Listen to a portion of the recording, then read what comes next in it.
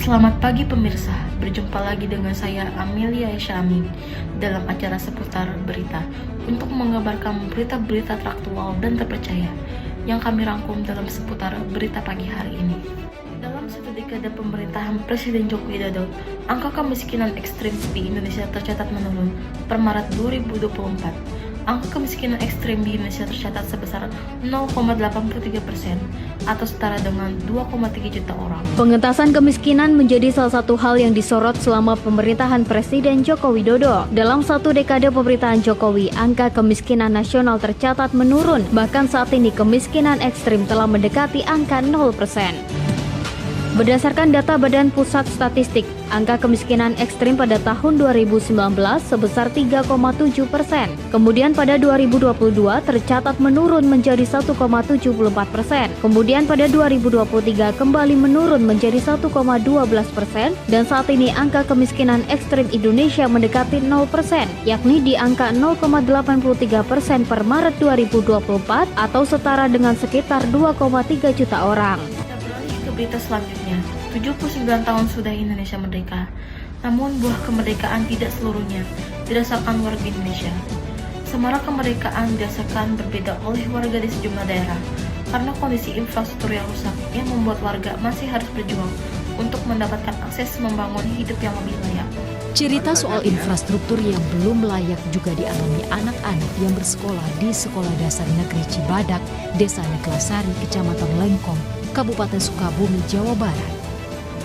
Setiap harinya, anak-anak ini harus bertaruh nyawa menyeberang sungai lewat jembatan yang nyaris putus akibat diterjang luapan Sungai Cikasung.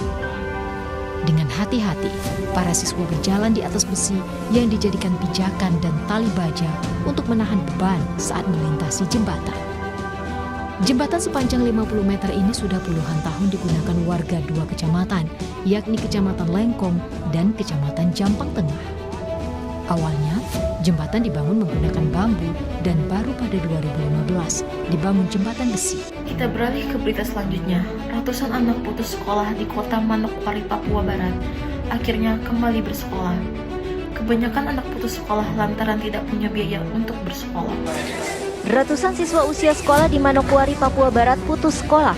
Sebagian besar mereka tidak lagi bersekolah karena tidak punya biaya untuk bersekolah dan harus membantu orang tua mencari nafkah.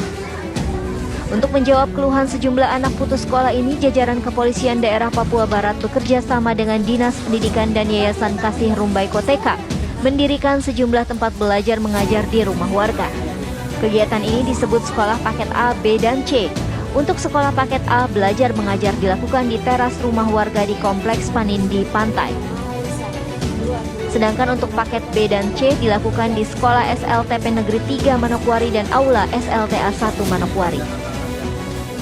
Dari 1.000 formulir pendaftaran yang disebar di sejumlah kompleks dan perumahan di kota Manokwari, ada 174 siswa yang mendaftar. Menurut Kapolda Papua Barat Irjen Pol Daniel Tahimonang Silitonga, kegiatan ini bertujuan untuk membantu masyarakat terutama anak-anak putus sekolah. Kita beralih ke berita selanjutnya.